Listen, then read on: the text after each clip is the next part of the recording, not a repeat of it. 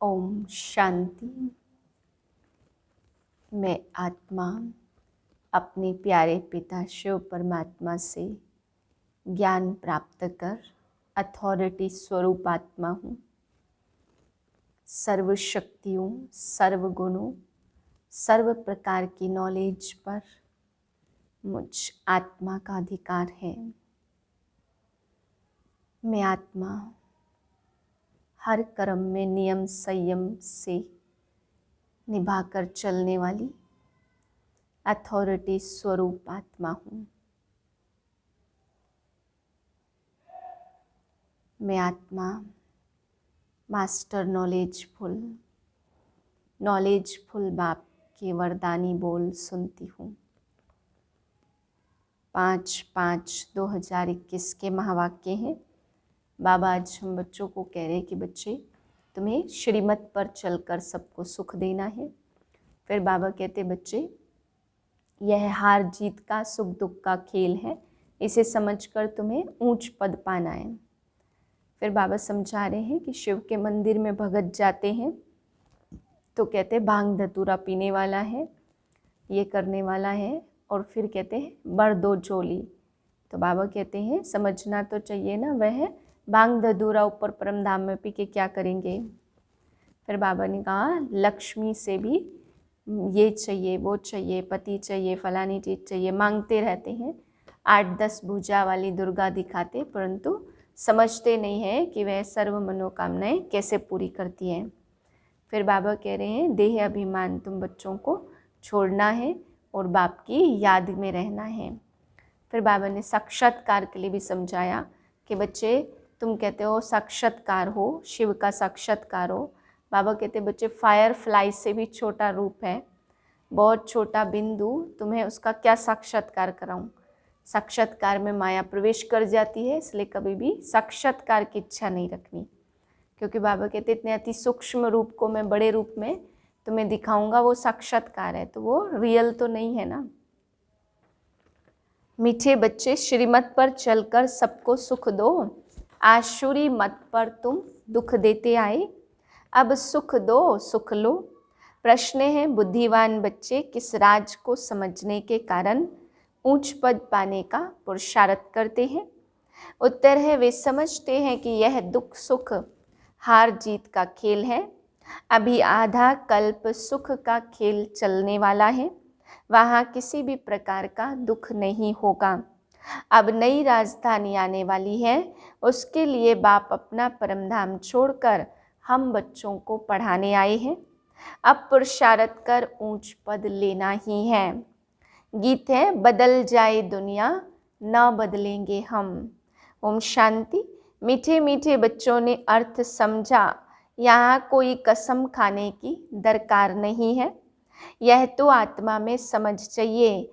आत्मा तमो प्रधान होने के कारण बिल्कुल ही बेसमझ बन गई है। बच्चे जानते हैं हम कितने बेसमझ थे, अब कितने समझदार बने हैं। दूसरे सत्संग आदि में यह बातें होती नहीं है। वह शास्त्र रामायण आदि पढ़ते हैं तो एक कान से सुना दूसरे कान से निकल जाता है। कोई प्राप्ति नहीं, यज्ञ तप दान पुण्य आदि बहुत करते हैं, धक्के खाते रहते हैं, प्राप्ति कुछ भी नहीं है। इस दुनिया में कोई को सुख है नहीं। अब बाप सारी समझ देते हैं तो सबको सुख शांति देने वाला एक ही बाप है। मनुष्य को बिल्कुल घोर अंधियारे में है। भक्ति मार्ग वाले याद करते रहते, हे दुखहर्ता सुख करता सदगति दाता। देखो दुनिया में क्या लगा पड़ा है, सबको दुख ही लगा रहता है। जो भी मनुष्य मात्र है, किसको भी यह पता नहीं है कि बाप कौन है, बाप से क्या वर्षा मिलता है।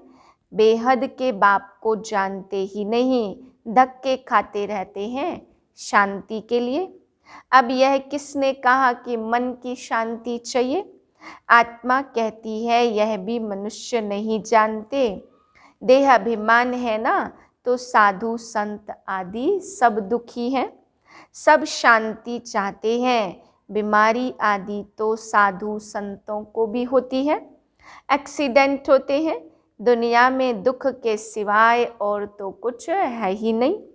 अभी तुम बुद्धिमान बने हो तो बाप ने समझाया, ड्रामा के अंदर नई दुनिया और पुरानी दुनिया, सुख और दुख का खेल बना हुआ है। बाप ने तुमको बुद्धि का ताला खोला है और सब मनुष्य मात्र की बुद्धि को गोदरेज का ताला लगा है। बिल्कुल ही तमो प्रधान बुद्धि है। तुम बच्चे नंबरवार पुरुषार्थ अनुसार जानते हो यह खेल कैसे बना हुआ है। सतयुग से लेकर त्रेता अंत तक कोई दुख नहीं होगा। अब तुम रोशनी में हो तो पुरुषार्थ कर रहे हो अपनी राजधानी में 1-2 से ऊंच पद पाएं। यह स्कूल है बेहद का, तो बेहद का बाप पढ़ाते हैं। तुम जानते हो वह हमारा मोस्ट बिलवेड बाप है जिसकी अपरम अपार महिमा है। वह ऊंचते ऊंच बाप श्रीमत देते हैं तो बाकी सब मनुष्य मात्र आसुरी मत पर 1-2 को दुख देते रहते हैं। तुम्हें श्रीमत पर सबको सुख देना है। इस ड्रामा में हम एक्टर्स हैं, यह कोई भी नहीं जानते।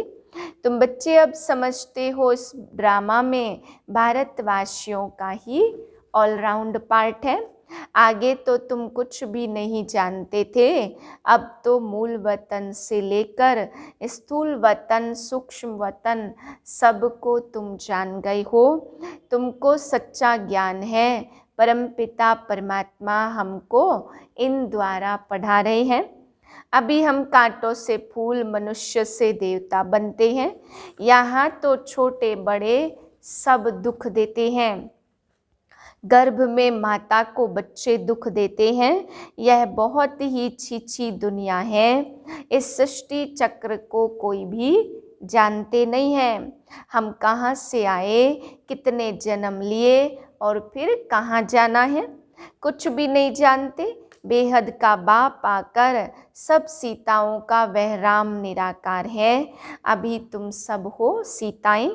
बाप है ब्राइड ग्रूम, एक साजन की सब सजनियाँ भक्तियाँ हैं।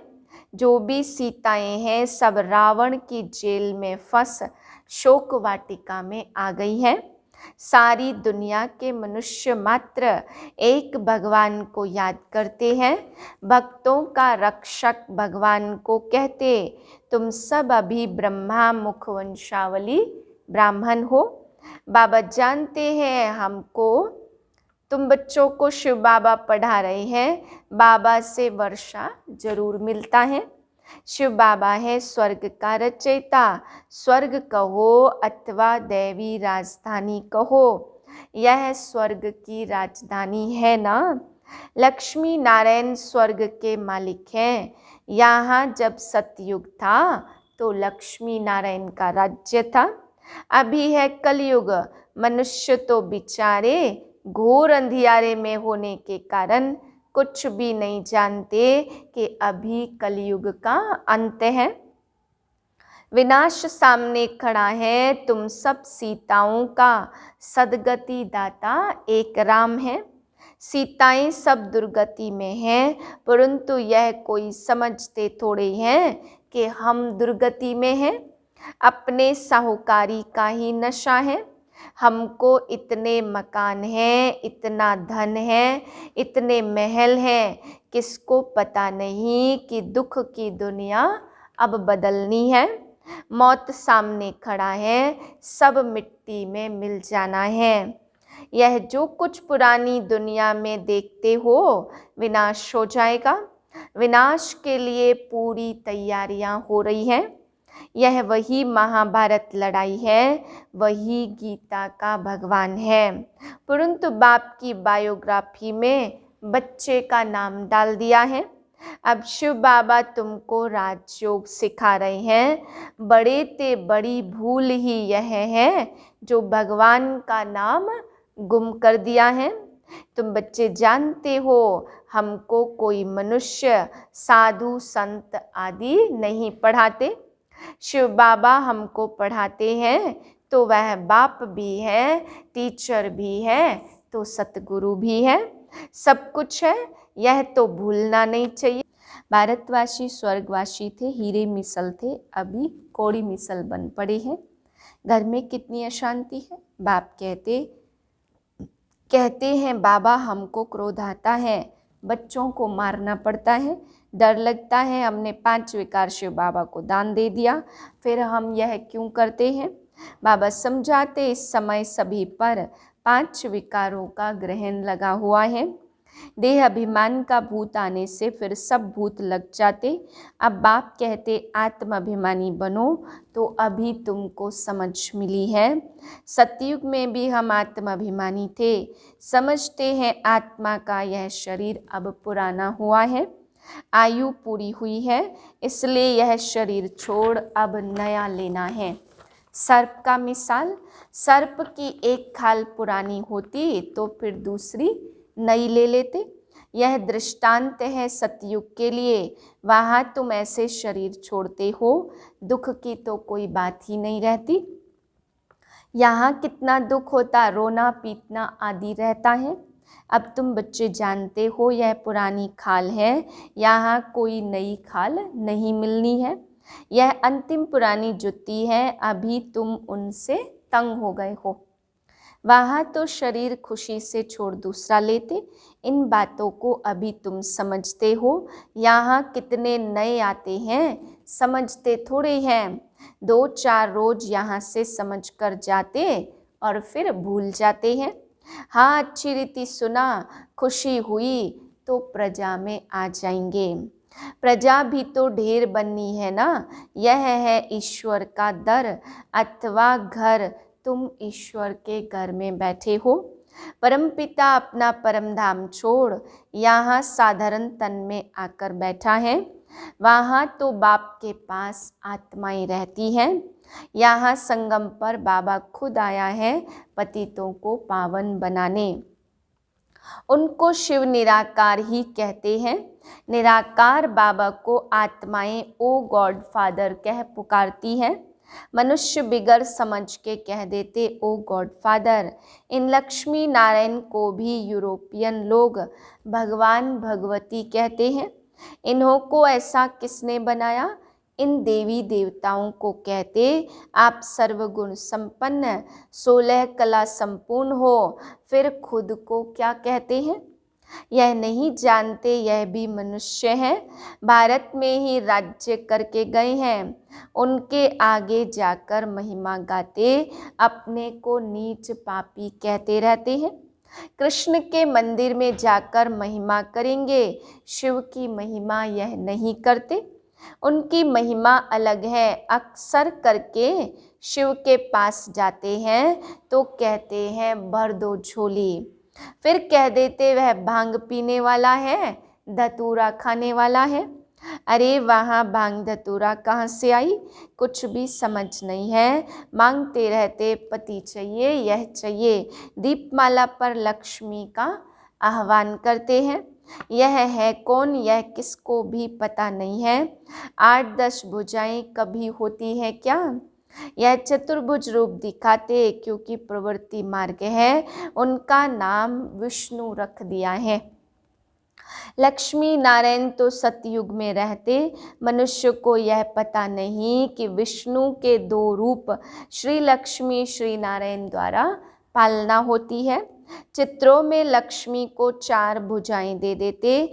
8 भुजा वाले को बच्चा होगा तो उनको भी 4 भुजा होनी चाहिए।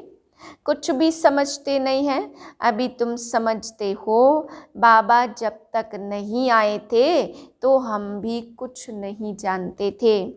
अभी सारे विश्व के आदि मध्य अंत को जान गए हैं तो बाप आकर पतित दुनिया को पावन बनाते। बुलाते भी हैं, हे पतित पावन आओ। अब परमात्मा कैसे आए, कैसे आकर पतितों को पावन बनाए। बाप कहते 5000 वर्ष पहले हमने दैवी स्वराज्य बनाया था, फिर तुमने 84 जन्म कैसे लिए। यह समझ आगे तुम्हारी बुद्धि में बिल्कुल नहीं थी। इस ब्रह्मा को भी पता नहीं था।